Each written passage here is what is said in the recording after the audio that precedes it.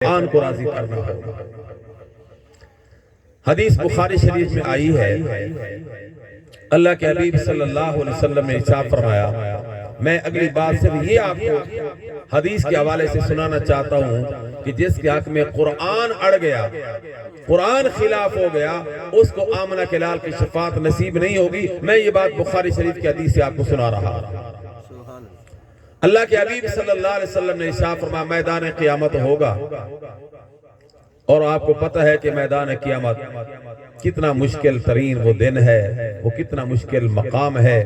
یوم تبدل الارض غیر الارض، یہ زمین نہیں ہوگی، وہ تانبے کی زمین ہوگی، اور آسمان کا سورج بالکل قریب ہوگا۔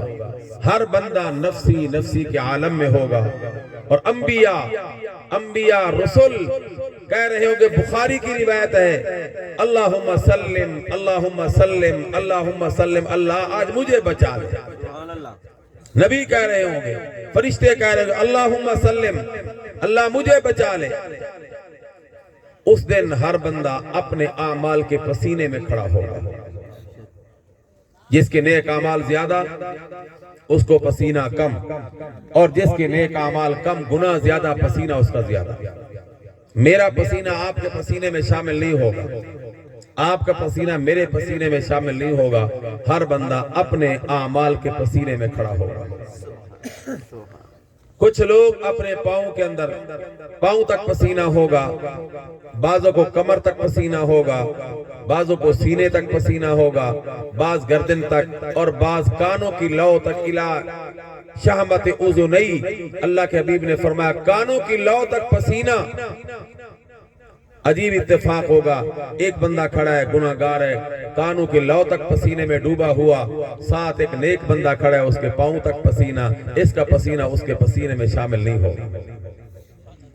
اس دن ہر کوئی پریشان ہوگا، پتہ نہیں کتنا وقت گزر جائے گا، لوگ اسی پریشانی میں کھڑے ہوں گے کہ آپس میں مشورہ کریں گے، لَوِ اسْتَشْفَعْنَا إِلَىٰ رَبِّنَا حَتَّى يُرِيحَنَا مِن مَّكَانِنَا هَٰذَا، سارے مل کر کسی ایسی شخصیت کے پاس چلیں، ان سے سفارش کروائیں، ہمارا جو مقدر کا فیصلہ جنت جہنم کا وہ تو بعد میں ہوگا، لیکن اتنی مصیبت کے مقام سے ہمیں نجات ملے، راحت پائیں، لہذا اللہ کی دربار میں کوئی سفارشی تلاش کریں۔ میرے آپ کے پیغمبر صلی اللہ علیہ وسلم نے ارشاد فرمایا، فَيَأْتُونَ آدم، سب سے پہلے لوگ سیدنا آدم علیہ السلام کے پاس آئیں گے، اور آ کر کہیں گے کہ آدم، انت ابو الناس انت ابو البشر، خلقک اللہ بیدک بیدیہ واسجد لک ملائکتہ، اے سب سے پہلے انسان جس کو رب العالمین نے اپنے بے کیف بے مثال ہاتھوں سے پیدا کیا۔ میرے اللہ کے ہاتھ قرآن میں ذکر آیا، لیکن اللہ کے ہاتھ ویسے نہیں جیسے میرے ہاتھ ہیں، اللہ کے ہاتھ ویسے نہیں جیسے آپ کے یا کسی اور مخلوق کے ہاتھ ہوتے ہیں، اس لیے کہ اللہ کی ذات بھی بے مثال، اس کے صفات بھی بے مثال ہیں۔ قرآن کریم نے فرمایا، لیس کمثلہ شیء وہو السمیع البصیر، کوئی شے اس کے مثل نہیں جس کے ساتھ تشبیہ دے سکے، مثال دے سکے۔ اللہ کے حبیب علیہ السلام نے فرمایا، مخلوقات آدم علیہ السلام سے کہیں گے، بندے کہیں گے، اللہ نے آپ کو اپنے ہاتھوں سے پیدا کیا اور اپنے فرشتوں سے آپ کو سجدہ کروایا، لہذا آپ اللہ کے مقبول بندے ہیں، اللہ کی دربار میں چل کر ہماری سفارش کریں، اللہ جو معاملہ فیصلہ کرنا چاہتے ہیں وہ کریں، اس مصیبت سے ہماری جان چھوٹے۔ سیدنا حضرت آدم علیہ السلام کہیں گے، لست ہناکم لست ہناکم، لوگوں میں اس قابل نہیں کہ اللہ کی دربار میں چل کر تمہارے لیے سفارش کروں، اس لیے کہ میرے اللہ نے مجھے ایک درخت کھانے سے منع کیا تھا، اور غلطی سے بھول کر میں وہ چیز کھا بیٹھا، اب ڈرتا ہوں اللہ کی دربار میں جاتے ہوئے کہ جاؤں تو اللہ کہیں میرا حساب نہ شروع کر دے، اس لیے میں نہیں جا سکتا۔ ایتو نوحا، تم سیدنا نوح علیہ السلام کے پاس جاؤ۔ لوگ آئیں گے نوح علیہ السلام کے پاس اور آ کر کہیں گے، اللہ کے پیغمبر اللہ نے آپ کو انسانیت کی ہدایت کے لیے پورے روئے زمین کے لوگوں کے لیے مبعوث فرمایا، بھیجا تھا۔ آپ ہماری سفارش کریں، اللہ حساب کتاب کر کے فیصلہ چکا دے۔ سیدنا نوح علیہ السلام فرما کہ لستو ہناکم، لوگوں میں اس قابل نہیں ہوں، میں نے بیٹے کے حق میں سفارش کی تھی، اور میرا اللہ مجھ سے پوچھ سکتا ہے کہ کافر بیٹے کے حق میں تو نے سفارش کیوں کی تھی، اس لیے میں بھی اللہ کی دربار میں جانے سے ڈرتا ہوں۔ ایتو خلیل الرحمن، تم سیدنا ابراہیم علیہ السلام خلیل اللہ کے پاس جاؤ، وہ تمہاری سفارش کریں۔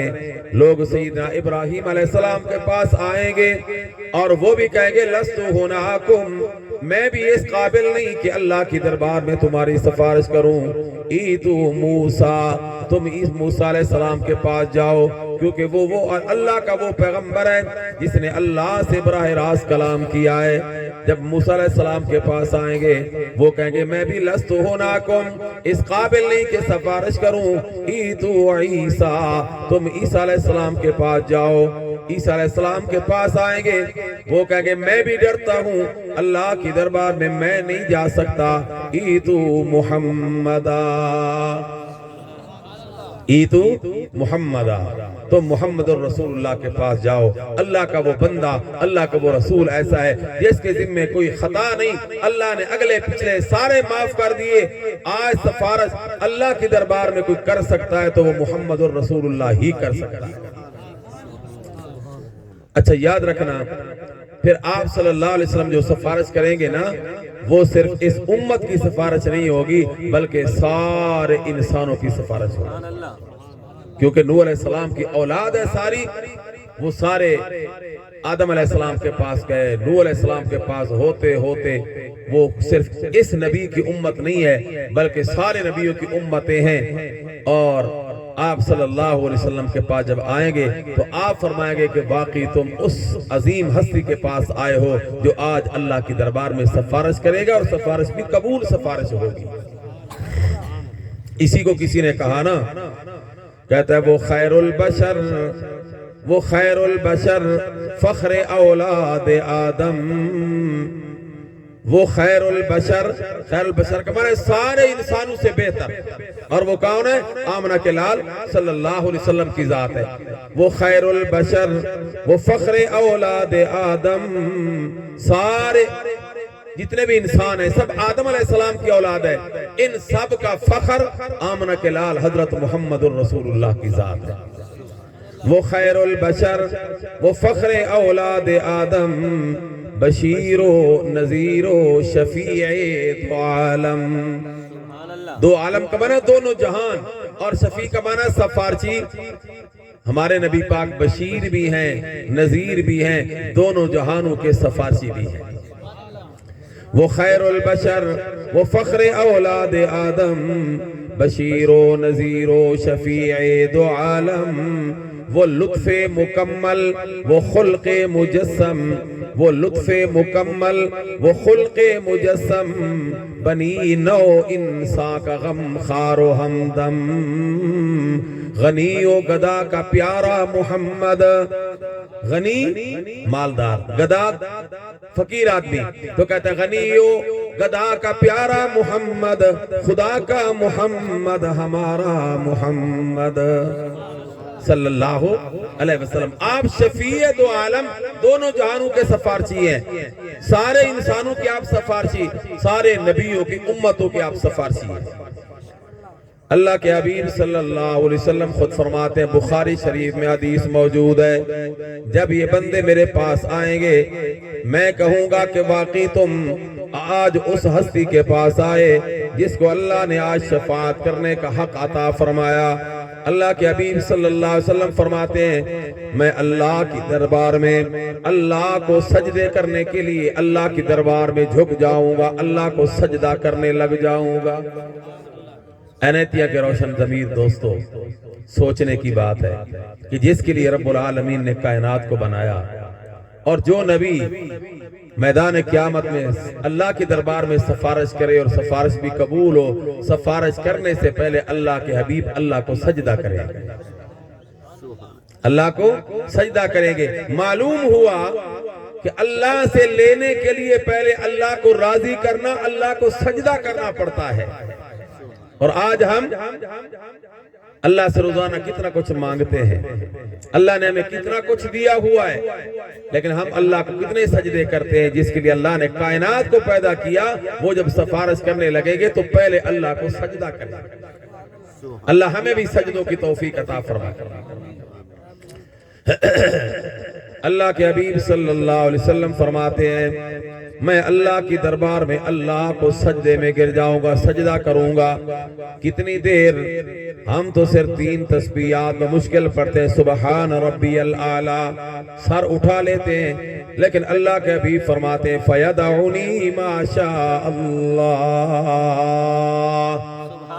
میرا اللہ مجھے چھوڑ دے گا، میرا حبیب آج مجھے سجدہ کرتا رہے۔ کتنی دیر اللہ کے حبیب آپ کو سجدہ کریں گے، اور سجدے میں ہم تو کہتے ہیں سبحان ربی الاعلی، اور یہ بھی ہم نے آپ نبی پاک علیہ السلام سے سنا اور سیکھا ہے، لیکن حضور فرماتے ہیں جب میدان قیامت میں اللہ کو اتنا طویل اور لمبا سجدہ کروں گا تو وہ صرف سبحان ربی الاعلی پر نہیں، حضور علیہ السلام نے فرمایا میرا اللہ اسی وقت مجھے اپنی تعریف کے کلمات سکھائے گا، اور انہی نئے سیکھے ہوئے کلمات سے میں اپنے اللہ کی تعریف سجدے میں کرتا رہوں گا، اور میرا اللہ میری تعریفات تسبیحات سنتا رہے گا۔ جب میرا اللہ خوش ہو جائے گا، اللہ کا غصہ ٹھنڈا ہو جائے گا، اللہ فرمائیں گے یا محمد ارفع راسکا سل توتا وشفا تشفا، اے میرا حبیب اب تیرے آنسو دیکھے نہیں جاتے، اب تیری سسکیاں آہیں سنی نہیں جاتی، اب تیرا رونا برداشت نہیں ہوتا، اب سر اٹھا مانگنا تیرا کام، عطا کرنا مجھ اللہ کا کام ہے۔ یہاں ایک بات عرض کر دوں، میں اپنی طرف سے کوئی بات کروں تو رد کر دینا، لیکن جو بات میں امام الانبیاء کی سناؤں تو اس کو مانے بغیر چارہ کوئی نہیں، کیونکہ وہ حضور کا فرمان ہے نا۔ اللہ کے حبیب نے کیا فرمایا، مجھے اللہ کیا کہے گا، ارفع راسکا، سر اٹھا سجدے سے، سجدہ بس کر، سل توتا، تو سوال کر میں اللہ تجھے عطا کروں۔ کیا مطلب؟ اتنا طویل سجدہ، آپ کی امت کی عبادتیں ساری ایک طرف، آمنہ کے لال کا ایک سجدہ ایک طرف، پھر بھی مقابلہ نہیں، لیکن اللہ کیا فرمائیں گے، سل توتا، تو مانگ میں عطا کروں۔ اللہ یہ نہیں کہے گا، اللہ یہ نہیں کہے گا کہ میرا حبیب اب میں تو سے اتنا راضی ہو گیا، میں نے سارا اختیار تجھ کو دے دیا، اب تیری مرضی، جس کو جنت میں بھیج دے، جس کو چاہے جہنم میں بھیج دے۔ اللہ کہے گا نہیں، اختیار میں اپنے پاس رکھوں گا، تو مانگتا جا، میں اللہ تجھے عطا کرتا جاؤں۔ یہ بخاری شریف کی حدیث کا میں جملہ آپ کے سامنے عرض کر رہا ہوں۔ اللہ کے حبیب نے کیا فرمایا، اللہ فرمایا سل توتا، تو مانگ تجھے دیا جائے گا، وشفع تو شفا، تو سفارش کر میں اللہ قبول کرتا جاؤں گا۔ گویا اللہ یوں فرمائیں گے محمد تجھے مانگنا اچھا لگتا ہے اور مجھے تجھ کو دینا اچھا لگتا ہے، دینے کا اختیار اللہ کے پاس۔ اور رب العالمین نے اپنے حبیب سے یہ وعدہ کیا، فَمَا وَلَسَوْفَ يُعْطِيكَ رَبُّكَ فَتَرْضَى وَلَسَوْفَ يُعْطِيكَ رَبُّكَ فَتَرْضَى، میرا حبیب تیرا رب تجھ کو اتنا دے گا کہ تو راضی ہو جائے گا۔ میں قرآن پاک کا طالب علم ہوں، ایک نکتے کی بات عرض کر رہا ہوں، ذرا سمجھنا ہمارے نبی کا مقام کیا ہے، ہمارے نبی کا مقام اللہ کے یہاں کیا ہے۔ اللہ فرما رہا ہے وَلَسَوْفَ يُعْطِيكَ رَبُّكَ فَتَرْضَى، تیرا رب تجھ کو اتنا دے گا کہ تو راضی ہو جائے گا۔ اللہ اپنے حبیب کو راضی کر رہا ہے نا۔ اب حضور نے کیا فرمایا، فَمَا وَاللَّهِ مَا أَرْضَى وَاللَّهِ مَا أَرْضَى وَلَوْ كَانَ وَاحِدٌ مِّنْ أُمَّتِي فِي النَّارِ، اللہ کی قسم میں محمد بھی اس وقت تک راضی نہیں ہوگا جب تک کہ میرا ایک امتی بھی جہنم میں باقی ہوگا،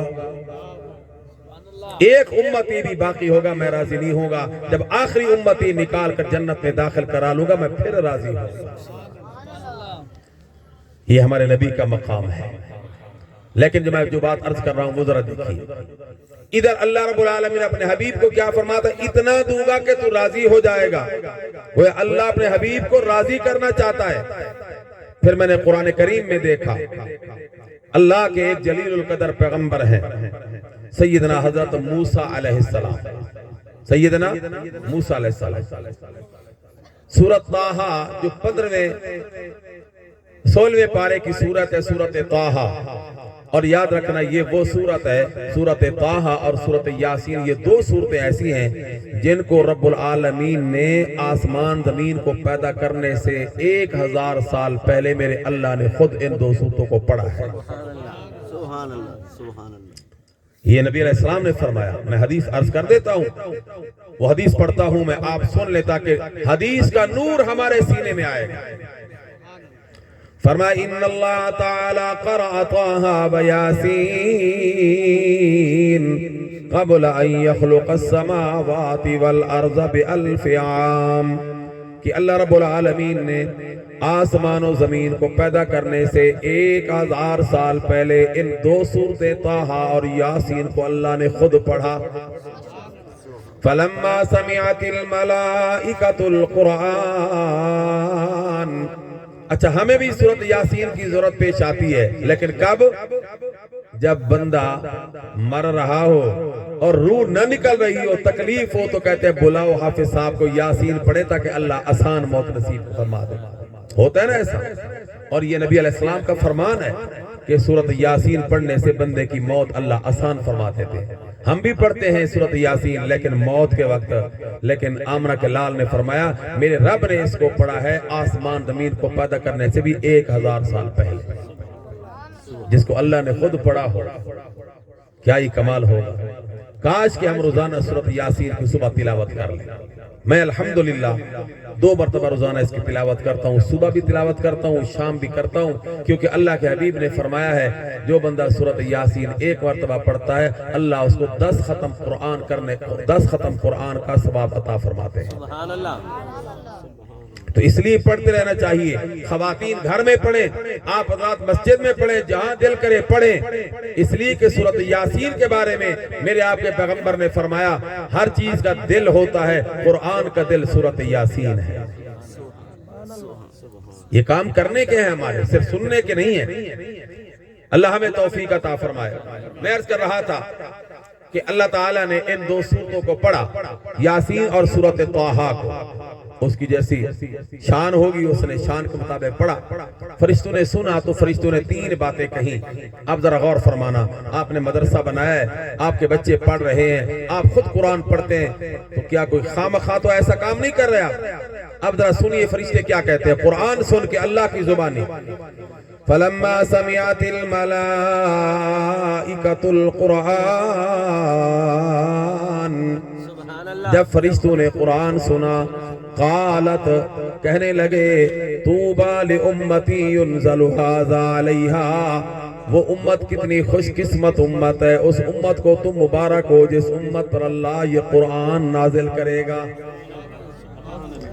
نمبر 2 فرماتے ہیں طوبی لاجواف تحمل هذا، ان سینوں کو مبارک ہو جن سینوں میں اللہ کا یہ قرآن محفوظ ہوگا۔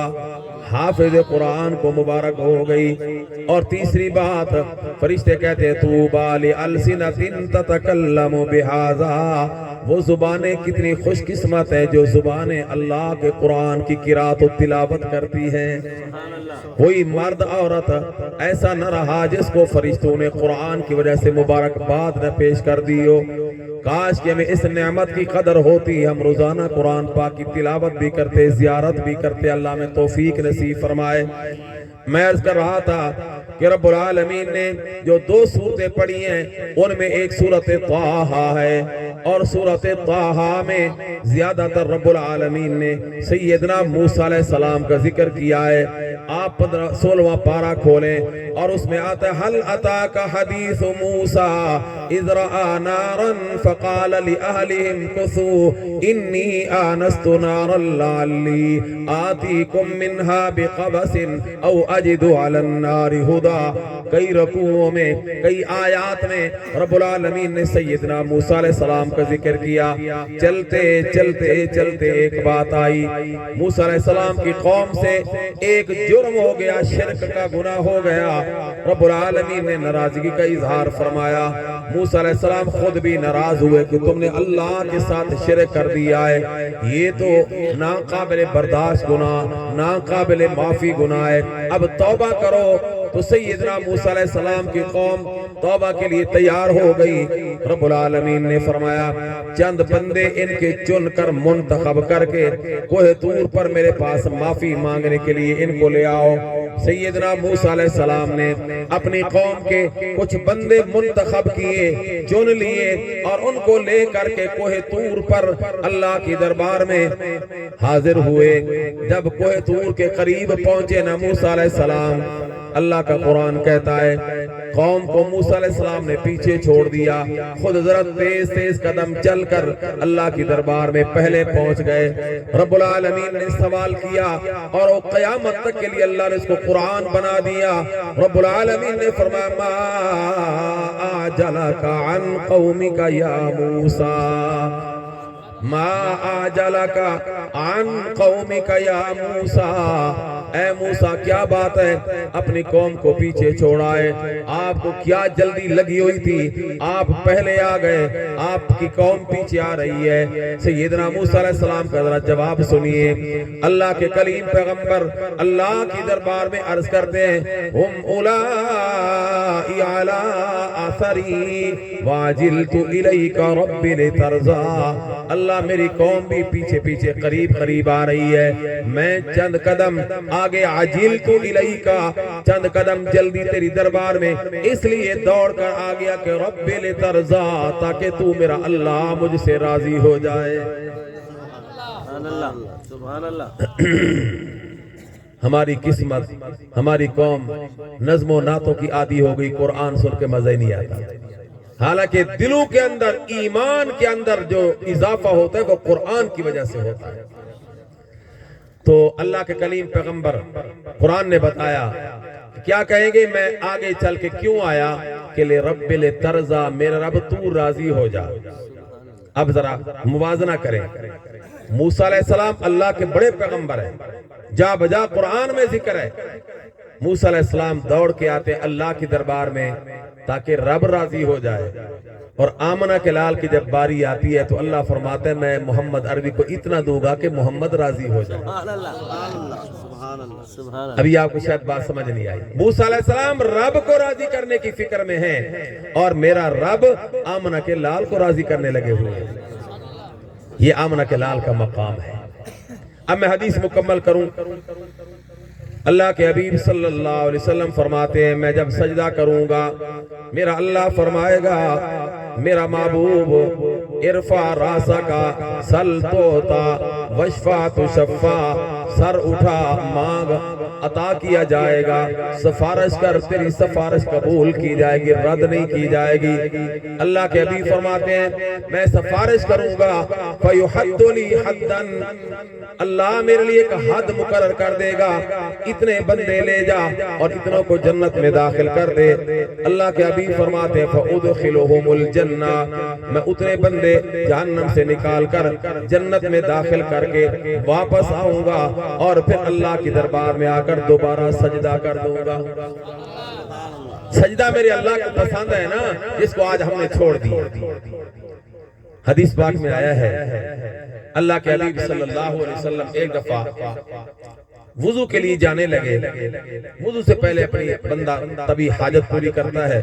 اللہ کے حبیب علیہ السلام جب جانے لگے تو ایک صحابی تھے حضرت ربیعہ رضی اللہ تعالی عنہ، انہوں نے لوٹا بھرا پانی کا اور نبی پاک علیہ السلام کی خدمت کے لیے آپ کے پیچھے چل پڑے۔ آپ جب فارغ ہوئے صحابی نے لوٹا پیش کیا، آپ نے استنجا فرمایا اور پھر لوٹا لے کر نبی علیہ السلام کے ہاتھوں پر پانی ڈالنے لگا، آپ وضو فرما لیں۔ اللہ کے حبیب صلی اللہ علیہ وسلم نے وضو فرمایا، صحابی کے اس جذبہ خدمت کو دیکھا تو حضور نے فرمایا ربیہ سل، آج تو کچھ مانگ لے، آج تو کچھ مانگ لے۔ یاد رکھنا جب نبی ایسی بات کہتا ہے تو نبی کا اس وقت کال نبی کی اللہ کے ساتھ ملی ہوئی ہوتی ہے۔ اللہ کے حبیب نے فرمایا آج کچھ مانگ لے۔ صحابی کیا عظمت، تیری عظمت میں قربان جاؤں۔ ہم ہوتے کار مانگتے، کوٹھی مانگتے، جائیداد مانگتے، سونا چاندی مانگتے، کوئی نوکری مانگتے، سبھی ربیہ کی قسمت پہ قربان جاؤں، ان کی چوائس اور چاہت پہ قربان جاؤں۔ عرض کرنے لگے یا رسول اللہ مرافقتک فی الجنہ، اللہ جنت دے اور پھر آپ کے ساتھ دے دے۔ حضور علیہ السلام فرمایا اب غیر ذالک کچھ اور مانگ لے۔ وہ کہتا ہے بس اللہ کے نبی جنت اور جنت بھی آپ کے ساتھ چاہیے۔ حضور نے 3 دفعہ سوال فرمایا، صحابی نے ایک ہی جواب دیا مرافقتک فی الجنہ، بس جنت میں آپ کی رفاقت چاہیے۔ حضور نے کیا فرمایا؟ اعنی علی نفسک بکثرت السجود، ربیہ پھر کثرت کے ساتھ سجدے کرتے رہنا، اللہ جنت میں محمد کے ساتھ تجھے جنت عطا فرما دے گا۔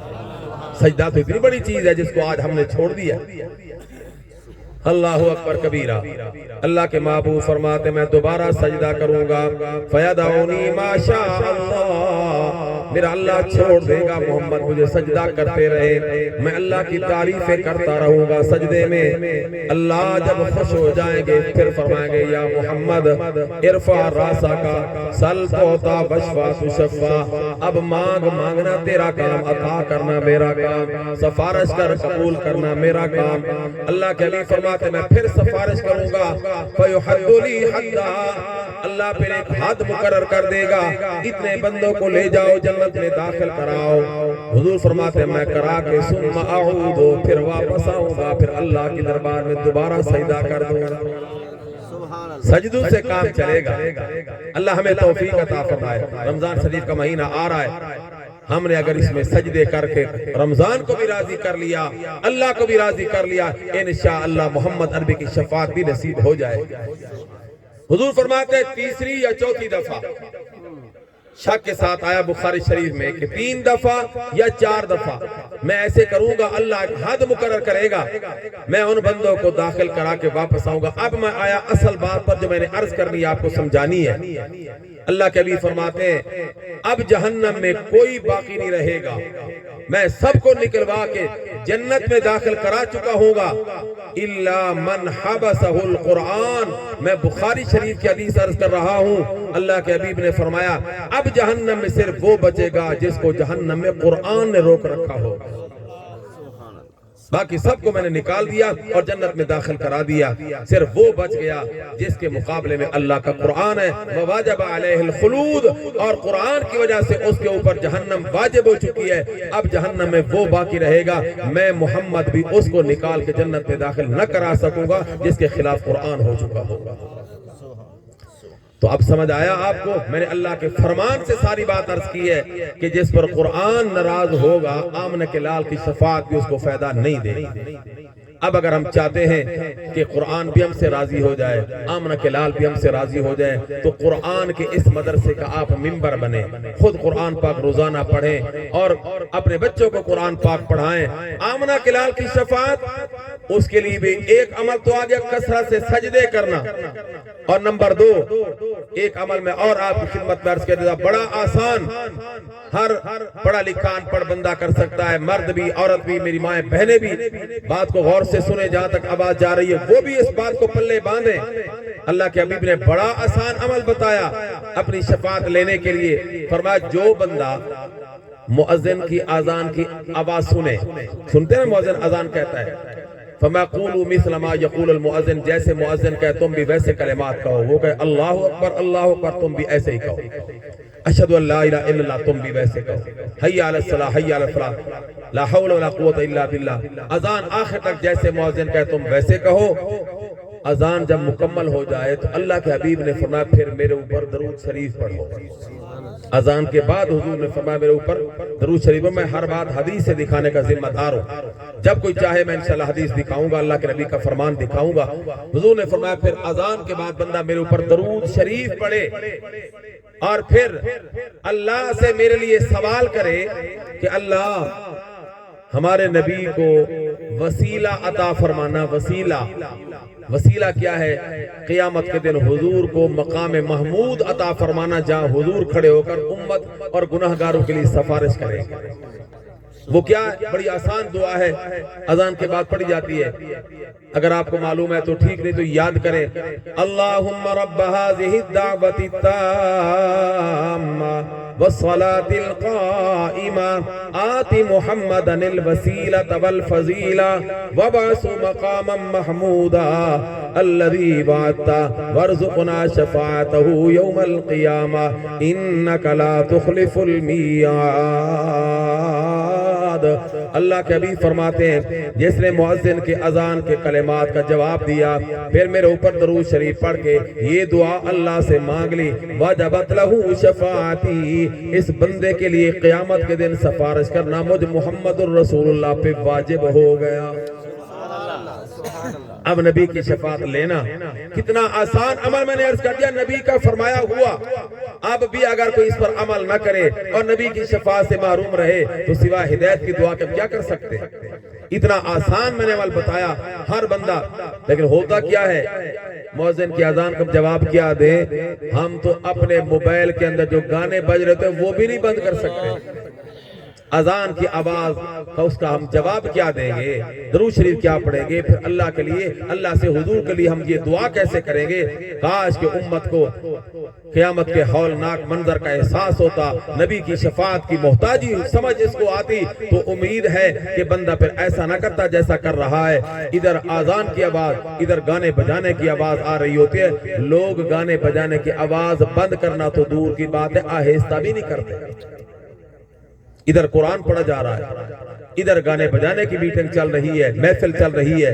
میرے محترم سامعین، اگر کل قرآن ہمارے خلاف ہو گیا، نبی کی شفاعت سے محروم ہو گئے تو بتاؤ ہمارا کیا بنے؟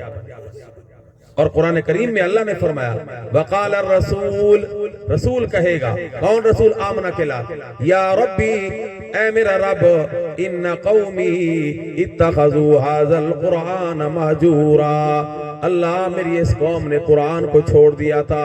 نبی بھی جواب دے جائے، قرآن ہمارے خلاف پتہ چل جائے گا۔ کسی کو کسی نے کہا نا، ٹوٹ جائیں گے سب تکبر غرور دلیری، ٹوٹ جائیں گے سب تکبر غرور دلیری، جب فرمائیں گے پاک پیغمبر یا رب اے یہ نہیں امت میری۔ نبی نے کہہ دیا کہ یہ میری امت ہی نہیں ہے، قرآن ہمارے خلاف، نبی نے اپنی امت ہونے کا انکار کر دیا۔ میرے محترم سامعین، بتاؤ پھر ہمارا کیا بنے؟ اس لیے نبی کی شفاعت حاصل کرنے کے لیے اذان اس کا جواب دیں، درود شریف پڑھیں، وضو کے لیے دعا کریں، پھر وضو کر کے مسجد میں آ جائیں، کثرت سے سجدے کریں، انشاءاللہ آمنہ کے لال کی شفاعت نصیب ہوگی۔ قرآن کے مدرسے کا منبر بنے، قرآن پڑھنے والوں کے ساتھ پیار کریں، ان کے سر پہ شفقت کا ہاتھ رکھیں، انشاءاللہ آپ خود بھی قرآن پڑھیں، قیامت کے دن قرآن راضی ہوگا، شفاعت کرے گا، اللہ قرآن کی شفاعت سے ہمارے لیے جنت کا فیصلہ فرما دے گا۔ سارے حضرات اس کا اہتمام فرمائیں گے نا؟ رمضان شریف آ رہا ہے، سارے حضرات